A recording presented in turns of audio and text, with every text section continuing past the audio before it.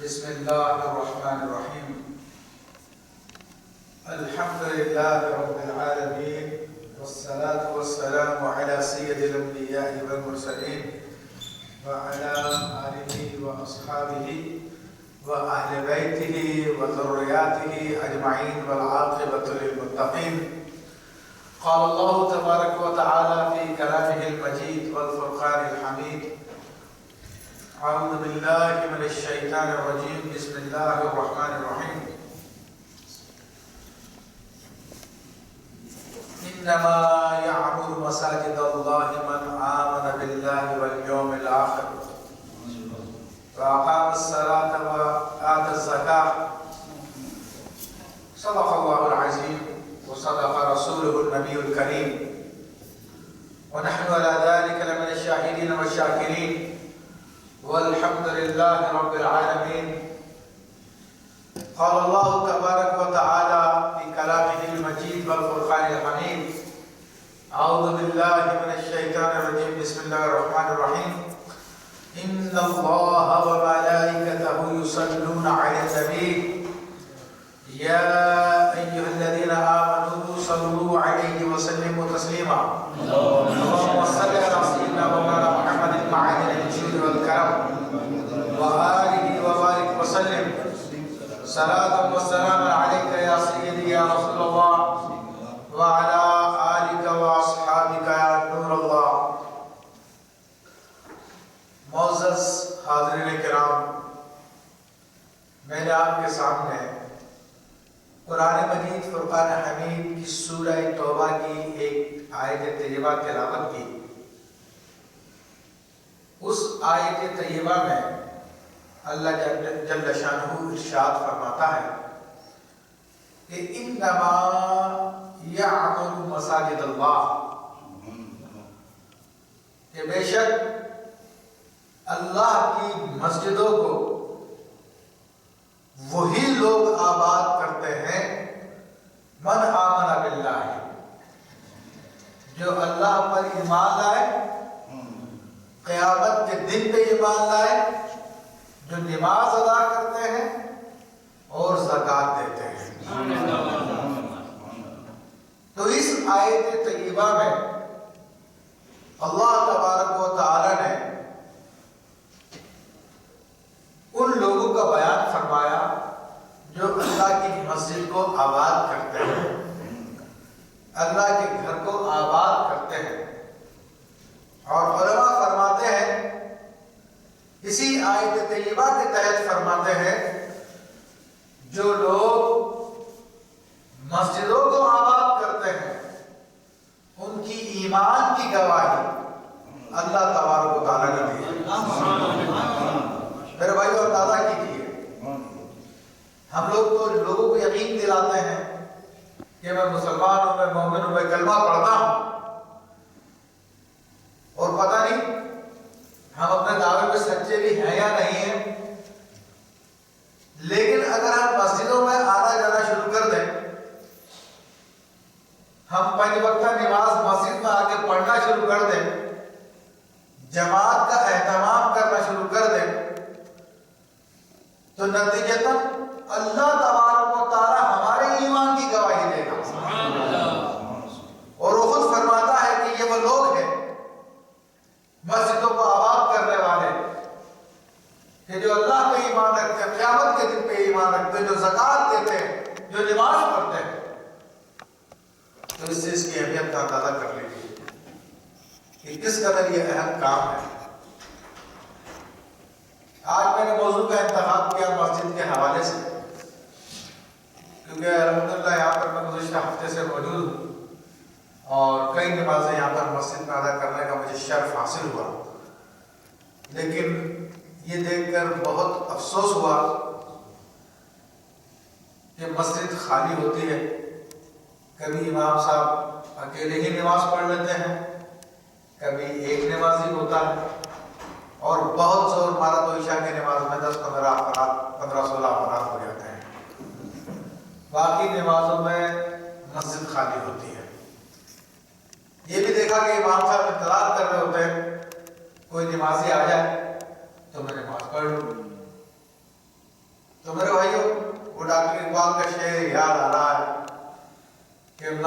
بنا دی شب بھر میں، ایمان کی حرارت والوں نے مسجد تو بنا دی شب بھر میں، ایمان کی حرارت والوں نے من اپنا پرانا پاپی تھا، برسوں میں نمازی ہو نہ سکا۔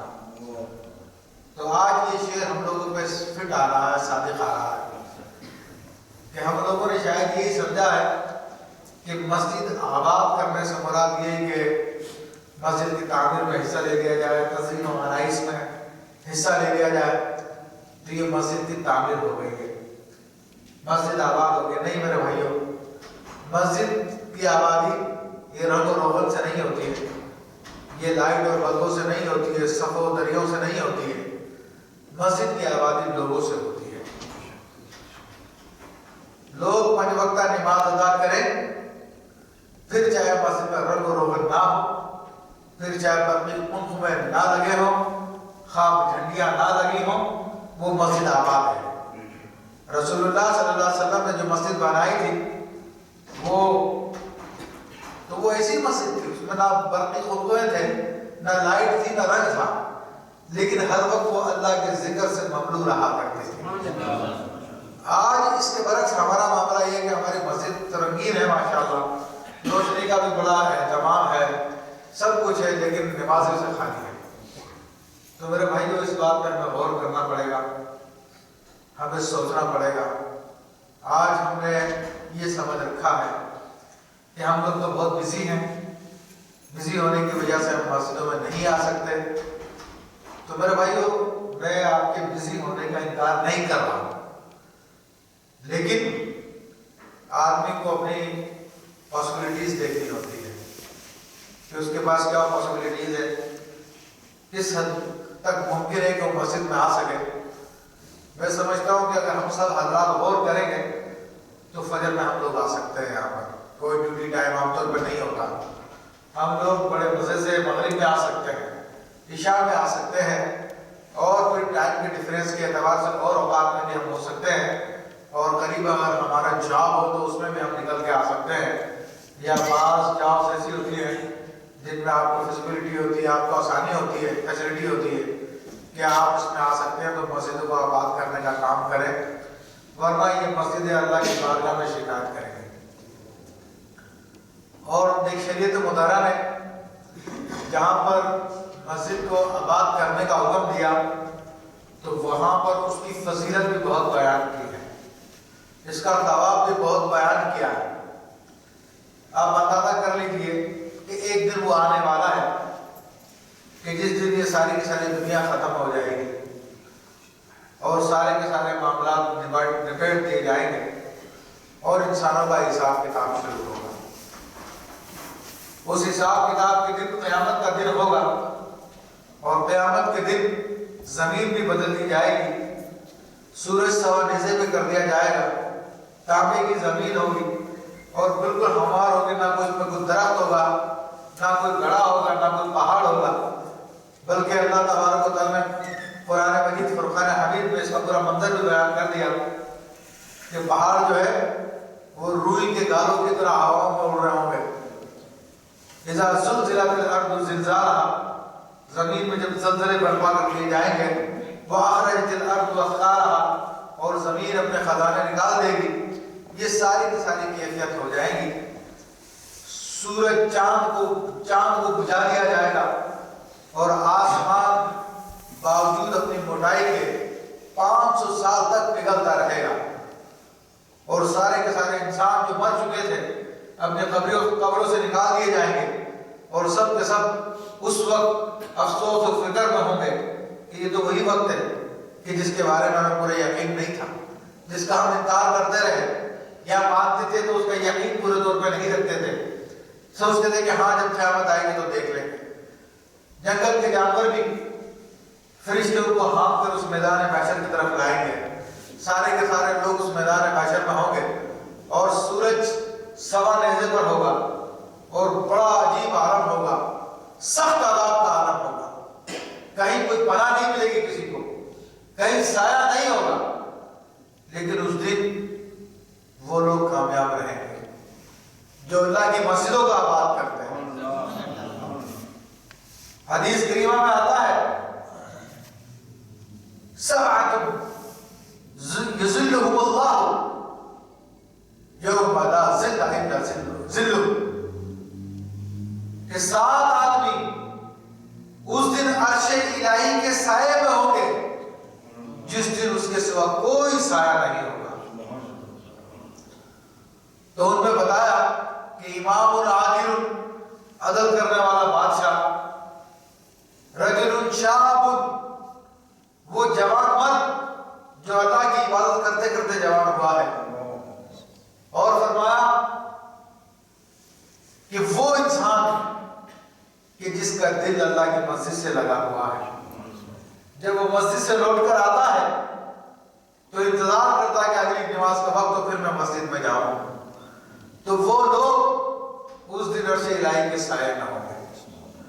تو آج میرے بھائیو، آج ہماری مصروفیات ہمیں اس عظیم کام سے روک رہی ہے۔ حالانکہ ہم چاہیں تو ہم سب نہیں تو بعض نمازوں میں حاضر ہو سکتے ہیں، اور نہ صرف خود حاضر ہو سکتے ہیں، اپنے بچوں کو بھی لا سکتے ہیں۔ آج ہم نے اپنے بچوں کے ہاتھ میں لوریاں سننا شروع کر دی ہیں۔ بچے کہتے ہیں نا ہوم ورک بہت ہو گیا ہے، یہ بہت مصروفیت ہو گئی ہے، جو سارے دن بیٹھ کے موبائل سے کھیلتا رہتا ہے، میسیجنگ کرتا رہتا ہے، اس وقت ہم اس کو احساس نہیں دلاتے کہ where is your home work, ابھی تمہارا ٹائم ضائع نہیں ہو رہا، تم اس ٹائم پہ اپنا ہوم ورک کر لو، تم کم سے کم 15-20 منٹ کے لیے، آدھے گھنٹے کے لیے ہمارے ساتھ مسجد میں چلو۔ اور آج اگر ہم نے ان کو نہیں سنبھالا، آج ان کو عادت نہیں ڈالی، تو پھر مرنے کے بعد آپ کے پیچھے کوئی اشارہ ثواب کرنے والا بھی نہیں ہوگا، کوئی آپ کو یاد کرنے والا بھی نہیں ہوگا۔ آج اگر ان کو مسجدوں میں لگا دیا تو کل بروز قیامت آپ کے لیے بھی اللہ تبارک و تعالیٰ کے سائے میں جگہ مل جائے گی، آپ کے اولاد کو بھی عرش الہی کے سائے میں جگہ مل جائے گی۔ تو اس بارے میں میرے بھائیوں کو بہت فکر کرنی چاہیے۔ مجھے بہت افسوس ہوا کہ ہمارے لوگوں کی سستی ایسی ہے کہ اللہ کی مسجد موجود ہے مگر اس کو آباد کرنے والے نہیں ہیں، سوائے چند لوگوں کے اللہ تبارک و تعالیٰ کو جزائے خیر دے، جن میں اقبال بھائی ہیں، ہمارے اور دیگر ان کے رفقا اقدار ہیں ماشاءاللہ، ان میں حاجی صاحب بھی مجھے نظر آ رہے ہیں، ریاض بھائی بھی ہیں، ایوب بھائی بھی ہیں، اور دوسرے ہمارے مشتاق بھائی بھی ہیں، اور کئی ان کے ساتھی ہیں جو ماشاءاللہ یہاں پر موجود۔ سلیم بھائی ہیں، بعض کے نام مجھے یاد نہیں آ رہے، ماموں ہے یہاں پر۔ تو اللہ تعالیٰ ہم سب کو جزائے خیر عطا فرمائے کہ جن لوگوں کو مسجد سے محبت ہے، اور میں ان کی گواہی نہیں دیتا ایمان کی، بلکہ اللہ گواہی دے رہا ہے کہ یہ صاحب ایمان لوگ ہیں۔ تو اس درجے کو حاصل کیجیے، اپنی ایمان کی گواہی اللہ سے لے لیجیے، لیکن شرط یہ کہ مسجد سے دل لگانا پڑے گا، اور اس کی فضیلت کا اندازہ کیجیے میرے بھائیوں کہ کس قدر اس کی فضیلت اللہ تبارک و تعالیٰ نے رکھی ہے کہ بروز قیامت اللہ تبارک و تعالیٰ اعلان فرمائے گا کہ میرے پڑوسی کہاں ہیں، این جیرانی، این جیرانی، میرے پڑوسی کہاں ہیں، میرے پڑوسی کہاں ہیں۔ تو ملائکہ عرض کریں گے رب کریم کہ تیرا پڑوسی کون ہو سکتا ہے، تیرا پڑوسی کون بن سکتا ہے؟ تو اللہ فرمائے گا میرے پڑوسی وہ ہیں جو مسجدوں میں وقت گزارتے تھے، مسجدوں سے محبت رکھتے تھے۔ یہ اتنی عظیم فضیلت اللہ تبارک و تعالیٰ نے ہمارے لیے رکھی ہے، مگر ہم لوگ اپنی دنیا میں مست ہیں اور سمجھتے ہیں کہ ہمارے پاس بہت زیادہ بزنس ہو گیا ہے، ہم بہت زیادہ مصروف ہو گئے ہیں، ہمارے لیے ٹائم نکالنا بڑا مشکل ہو گیا ہے۔ تو میرے بھائیو، یہ دنیا برباد کر دے گی، ایسی دنیا جو آپ کو اللہ کی راہ سے روک رہی ہے وہ برباد کرنے والی ہے۔ اور آپ کیا سمجھتے ہیں کہ میں تو فرض پڑھ لیتا ہوں، میں تو نماز پڑھ لیتا ہوں گھر پہ۔ میرے بھائیو، یہ گھر پہ نماز پڑھ لینا بلا مجبوری کے، جبکہ مسجد میں جانے کی طاقت ہے، مسجد میں جانے کی قدرت آپ کے پاس موجود ہے، تو اللہ کے رسول کی نظر میں دیکھیے کیا حیثیت ہے اس کی۔ نبی علیہ السلام فرماتے ہیں کہ میرا دل چاہتا ہے کہ نماز کے وقت میں کسی اور کو مسجد پہ کھڑا کروں اور جنگل کی لکڑیاں جمع کروں اور ان لوگوں کے گھروں کو جلا دوں جو لوگ مسجد کو چھوڑ کے اپنے گھروں میں نماز پڑھ رہے ہیں۔ تو کہاں اللہ کی رضا رہے گی جب اللہ کا رسول آپ سے ناراض ہے گھروں میں بیٹھ رہنے کی وجہ سے؟ تو اللہ کی رضا تو نہ ہوئی، یہ آپ کی ساری دنیا، یہ دنیا ہی رہی۔ جو آخرت میں ہلاکت کا باعث بنے گی. تو میرے بھائی اس احوال پر غور کیجیے، اس کے بارے میں فکر کیجیے. اور اللہ نے پھر کتنا ثواب بھی رکھا ہے کہ حدیث کریمہ میں آتا ہے کہ جو اپنے گھر سے وضو کر کے نکلتا ہے تاکہ فرض نماز مسجد میں ادا کرے تو اللہ تبارک و تعالیٰ اس کو ہر قدم پہ اس کے لیے نیکیاں لکھتا ہے اور ہر قدم پہ اس کے گناہ مٹاتا ہے. اور اگر وہ وقت سے پہلے پہنچ جائے اور فرض نماز کے انتظار میں بیٹھا رہے تو وہ بیٹھے بھی اس کا نماز میں شمار کیا جاتا ہے اور اس دوران جو دعا کرے وہ دعا بھی اس کی قبول کر لی جاتی ہے. اور ایک روایت میں آتا ہے کہ جو فرض نماز کے لیے نکلتا ہے تو اللہ تبارک و تعالیٰ اس کو ویسا ہی ثواب عطا فرماتا ہے جیسا کہ احرام باندھ کر کسی حاجی کو ثواب ملتا ہے. تو اتنے ایسی فضیلتوں کی باتیں ہیں جو ہم لوگوں نے بالکل نظر انداز کر دی ہے. تو اس باتوں پہ ہمیں غور کرنا چاہیے، ہمیں فکر کرنی چاہیے اور اپنی سستی کو دور کرنے کے لیے پلاننگ کرنی چاہیے کہ ہم کس طرح پلاننگ کریں، کیا کریں کہ ہماری یہ سستی دور ہو جائے اور اللہ کی مسجدیں یہ آباد ہو جائیں. ادھر بیٹھیں، اللہ کا ذکر کریں، نبی علیہ الصلوۃ والسلام کا درود پاک پڑھیں، قرآن مجید کی تلاوت کریں، نمازیں ادا کریں. میرے بھائی اس کے لیے پلاننگ کرنی پڑے گی، اپنا ذہن بنانا پڑے گا، اپنے بچوں کو تیار کرنا پڑے گا کہ اللہ تبارک و تعالیٰ ارشاد فرماتا ہے قرآن مجید میں قوا انفسکم واہلیکم النار، تم اپنے آپ کو اور اپنے گھر والوں کو جہنم کی آگ سے بچاؤ. حدیث کریمہ میں آتا ہے کہ ایک آدمی بروز قیامت لایا جائے گا کہ جس کی نیکیاں پہاڑوں کی مانند ہوگی، لیکن اس کے بچے آئیں گے، اس کے اہل آئیں گے اور آ کر ان کے خلاف دعویٰ کریں گے اور عرض کریں گے رب کریم خود تو نماز پڑھتا تھا مگر ہمیں نماز نہیں پڑھاتا تھا، خود تو نیکیاں کرتا تھا ہمیں نیکیاں نہیں کرواتا تھا. تو یہ حاجی نمازی اس وقت پاجی ہو جائے گا، اس وقت اس کے لیے جہنم کو حکم کر دیا جائے گا کہ تم خود تو یہ کام کرتے رہے مگر تم نے اپنے اہل کو اپنے بچوں کو اس کام میں نہیں لگایا. میرے بھائیوں آپ غور کر لیجیے، ہم تو ہمارے بچوں سے ہمدردی یہی سمجھتے ہیں نا، ان کے لیے بہترین جو ہے بستر کا انتظام کر دیا جائے، بہترین ڈریس کا انتظام کر دیا جائے، اچھی سے اس کو گاڑی دلا دی جائے، باہر مہنگے اسکول میں اس کو پڑھوا لیا جائے. ہم تو یہ سمجھتے ہیں کہ ہم نے بچے کے ساتھ بہت پیار کر لیا، لیکن یہ بچہ آپ کے گلے میں ہاتھ ڈالنے کے بھروسے قیامت اور آپ کی نمازیں اور دیگر چیزیں کام نہیں آئیں گی. تو اپنے آپ کو بچانا ہے، اپنے بچوں کو بچانا ہے. آج ان کو نماز کی عادت ڈالیے، آج ان کو مسجدوں کا عادی بنائیے. اور یہ معاشرہ جس میں آپ رہ رہے ہیں کتنا خراب معاشرہ ہے، جس کی برائی کوئی ڈھکی چھپی نہیں ہے. اسکول کالجز کے اندر ڈرگس بچوں کے لیے کوئی مسئلہ نہیں ہے. معاذ اللہ مرد کا مرد سے گناہ کرنا، عورت کا عورت سے گناہ کرنا یہاں پر قانون کی حیثیت اختیار کر چکا ہے. کس طرح سے آپ اپنے بچوں کو ان چیزوں سے بچائیں گے؟ کس طرح سے اپنی لڑکیوں کی حفاظت کریں گے؟ آپ کوئی ہے آپ کے پاس صورت بچانے کی؟ کوئی صورت نہیں ہے آپ کے پاس. صرف یہی کہ ان کو مسجد کا عادی بنایا جائے، ان کو مسجد میں بزی کیا جائے. اگر آپ ان کو اللہ کے دین میں بزی کریں گے، اللہ کے گھر میں بزی کریں گے تو انشاءاللہ برائی کے لیے ان کے پاس ٹائم نہیں بچے گا. آج ان کو عادی بنائیں گے، آج عادی بنائیں گے تو انشاءاللہ تبارک و تعالیٰ وہ گناہ کرتے ہوئے گناہ کرتی ہوئی سوچے گی کہ میرا کن لوگوں سے تعلق ہے، میرا کس جگہ سے تعلق ہے. لیکن اگر آپ نے ان کو مسجد کا منہ نہیں دکھایا، مدرسے کا منہ نہیں دکھایا، صرف سیٹرڈے سنڈے کی کلاسوں کو اکتفا کر لیا کہ جناب سیٹرڈے سنڈے کی کلاسیں سیکھ رہے ہیں، دین سیکھ رہے ہیں، تو میرے بھائی آپ اندازہ کر لیجیے کہ ایک طرف آگ میں آپ ہفتے میں 5 دن اپنے بچوں کو رکھ رہے ہیں اور 2 دن تھوڑی سی دیر کے لیے اچھائی کی طرف لے کے آ رہے ہیں، تو کس کا اثر چڑھے گا؟ اثر تو اسی کا چڑھے گا جس کی زیادہ صحبت اس کو ملی.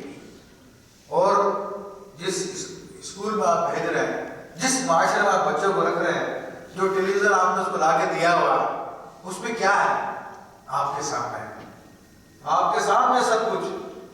یہ بری صحبت ہم نے اپنے بچوں کو دے دی ہے، بری صحبت کے حوالے ہم نے کر دیا.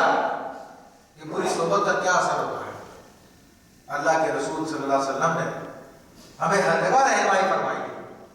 اس کے بارے میں ہی فرمایا کہ المرء علی دین خلیلہ، بندہ اپنے دوست کے دین پر ہوتا ہے. فَلْيَنْظُرْ مَنْ يُخَالِلُ اور کما قال علیہ السلام، اس کو چاہیے کہ دیکھ لے کہ وہ کس کے ساتھ دوستی کر رہا ہے۔ اب ہمارے بچوں کا ٹائم تو اسکولوں میں گزرتا ہے، آدھے سے زیادہ دن وہاں پہ گزر جاتا ہے، باقی جو ٹائم ہوتا ہے وہ بے حیا ٹیلی ویژن کے سامنے گزر جاتا ہے، اور جو کچھ بچتا ہے وہ چیٹنگ پہ گزر جاتا ہے، دیگر انٹرنیٹ پہ گزر جاتا ہے۔ تو ہم نے اپنے بچوں کو کیا دیا ہے؟ صرف مال دینے کے علاوہ کیا دیا ہے؟ وہ دین دیا، کوئی اللہ کی محبت دی، کوئی رسول اللہ کی محبت دی، کوئی صحابہ کی محبت دی، اولیاء کی محبت دی، ان کو نہیں دی بالکل۔ میرے بھائیو سوچئے کیا بنے گا؟ ہم سمجھ رہے کہ نہیں تو ہماری نگاہوں کے سامنے اس کو تو کچھ بھی نہیں ہوگا۔ نہیں، اللہ کے رسول صلی اللہ علیہ وسلم کیا فرماتے ہیں کہ اچھے دوست اور برے دوست کی مثال ادھر فروش کی سی ہے اور بھٹی والے کی سی ہے۔ آپ علیہ السلام نے ارشاد فرمایا کہ اگر تو ادھر والے سے دوستی رکھے گا تو یا تو وہ تجھے تحفے میں ادھر دے دے گا، یا یہ کہ تو اسے ادھر خرید لے گا، یا یہ کہ تجھے خوشبو تو آئے جائے گی۔ تو یہ اچھے دوست کی مثال ہے، یہ مسجد کی مثال ہے، مسجد والوں کی مثال ہے، مدرسے والوں کی مثال ہے، علماء کی مثال ہے، اساتذہ کی مثال ہے، ائمہ کی مثال ہے، نیک لوگوں کی مثال ہے کہ کم سے کم مسجد میں آئیں گے، مدرسے میں آئیں گے تو دین سیکھ لیں گے، دین کی باتیں دل میں اثر کرنا شروع ہو جائیں گے۔ لیکن اگر ایسا نہیں تو فرماتے کہ برے دوست کی مثال ایک لوہار کی بھٹی کی طرح سے ہے۔ فرماتے ہیں سرکار دو عالم صلی اللہ علیہ وسلم، یا تو تیرے کپڑوں پر وہ آگ لگے گی، اس کی چنگاری گرے گی، اگر یہ نہیں تو کم سے کم اس کی گرمی تجھے ضرور پہنچے گی۔ تو بری صحبت میں رہنے کی وجہ سے یا تو ہمارے بچے بھی برے ہو جائیں گے، یا کم سے کم ان کے دل تو بگڑ جائیں گے، ان کی عادت تو بگڑ جائیں گی۔ تو اب آپ کے اختیار میں اپنے بچوں کو مسجد کی صحبت دیتے ہیں، مدرسے کی صحبت دیتے ہیں، نیک صحبت دیتے ہیں، یا ان کو صرف اسی حال کو چھوڑ دیتے ہیں جس حال میں وہ ہیں۔ اور پھر اگر اس حال پہ چھوڑ دیا، میں نے قرآن کی آیت آپ کو بتا دی کہ اللہ نے فرما دیا اپنے آپ کو اور اپنے اہل کو جہنم کی آگ سے بچاؤ۔ میرے بھائیو اس سلسلے میں پلاننگ کیجیے، اپنے آپ کو سنبھالیے، پہلے اسٹیپ میں اپنے آپ کو نمازی بنانا پڑے گا، اپنے آپ کو مسجد کا عادی بنانا پڑے گا۔ اپنے آپ کو مسجد کا عادی بنائیں گے تو اپنے بچے بھی وہی کرتے ہیں جو دیکھتے ہیں۔ اگر آپ دیکھیں گے ہمارا باپ فجر میں اٹھتا ہے، نماز کے لیے اللہ کے گھر پہ جاتا ہے، تو اس کو بھی اللہ سے محبت ہوگی، اللہ سے لائلٹی پیدا ہوگی، وہ بھی اللہ تعالیٰ کی اطاعت کرے گا۔ لیکن اگر وہ دیکھتے ہیں ہمارا باپ سویا پڑا رہتا ہے یا جاگ تو جاتا ہے مگر اپنے دنیا کے کاموں میں لگا رہتا ہے، تو پھر وہ بھی آئندہ ایسا ہی کریں گے۔ اپنے آپ کو عادی بنائیں، اپنے ایسے دوست بنائیں جو نمازی ہو، جن کا مسجد میں آنا جانا ہو۔ اتنا کوئی مشکل تو نہیں ہے، مسجد دور تو نہیں آپ کے علاقے سے، الحمدللہ آپ فجر میں نکلیں، اپنے دو دوستوں کو کال کر لیں کہ میں مسجد جا رہا ہوں، آپ ریڈی ہو جائیں، راستے سے میں آپ کو پک کر لوں گا۔ بہت کوئی مشکل کام تو نہیں ہے، آپ کر سکتے ہیں۔ دیگر نمازوں کے اوقات میں آپ اپنے دوستوں کو کال کر لیں کہ میں مسجد کے لیے نکل رہا ہوں میں، اور ممکن ہے آپ نمازی ہیں تو آپ کے کال کرنے سے وہ دوست آپ کے مہینے 2 مہینے میں وہ بھی پکے نمازی ہو جائیں گے۔ اور وہ جب پکے نمازی ہو جائیں تو آپ ان سے کہیے کہ بھائی جس طرح میں تمہیں لے کے جاتا ہوں مسجد، اب تم دیگر مسلمان بھائیوں کو مسجد میں لایا کرو، مسجد میں لایا کرو، اپنے بچوں کو ساتھ لے کے آ جائیں۔ کوئی ٹائم ان کا ضائع نہیں ہوتا مسجد میں آنے سے۔ یہ ہماری خام خیالی ہے کہ ہم نے نماز میں ٹائم دیا تو جی ہوم ورک کا کام نہیں بچے گا اور دیگر کام کرنے کا موقع نہیں ملے گا۔ میرے بھائی یہ سب کے سب شیطان کے اڈے ہیں۔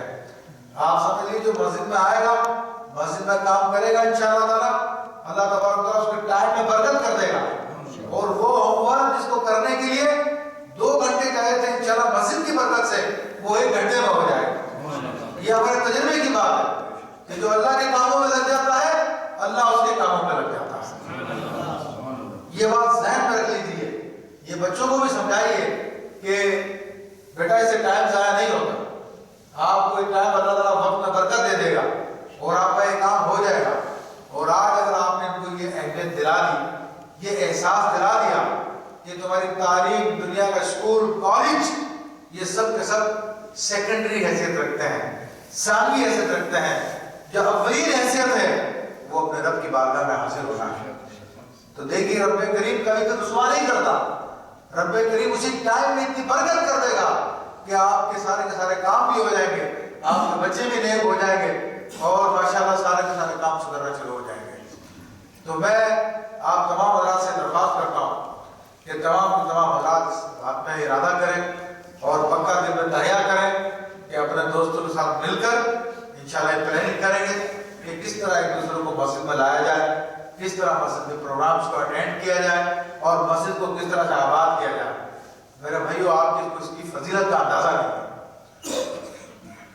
نبی کریم رؤوف الرحیم صلی اللہ علیہ وسلم ارشاد فرماتے ہیں کہ جب تک مصلی نماز پڑھنے والا مسجد میں رہتا ہے یصلون علیہ ملائکۃ اللہ، اللہ کے فرشتے اس پہ صلات بھیجتے ہیں، ویستغفرون لہ، اور اس کے لیے استغفار کرتے ہیں. کتنا بڑا مرتبہ ہے کہ اللہ کے فرشتے آپ پر درود بھیجیں، اللہ کے فرشتے آپ پر رحمت کی دعا کریں، اللہ کے فرشتے آپ کے استغفار کی دعا کریں. کتنا عظیم مرتبہ ہے. میرے بھائی اس مرتبے کو پہچانیے، اس کی اہمیت کو پہچانیے، اس کام کو پہچانیے، اپنے آپ کو مسجدوں کا عادی بنائیے اور اچھے لوگوں سے اپنی صحبت اختیار کریں، اچھے لوگوں سے دوستی اختیار کریں. تو انشاءاللہ تبارک و تعالیٰ دنیا آپ کے ہاتھ سے نہیں جائے گی. دنیا آپ کو جو ملنی ہے وہ ملے گی، اس میں کوئی کمی نہیں آئے گی. یہ آپ سمجھ لیجیے کہ وما من دابۃ علی الارض الا علی اللہ رزقها، کہ زمین پر جو بھی چوپایا ہے، جو بھی جاندار ہے، اس کے رزق کی ذمہ داری اللہ پر ہے.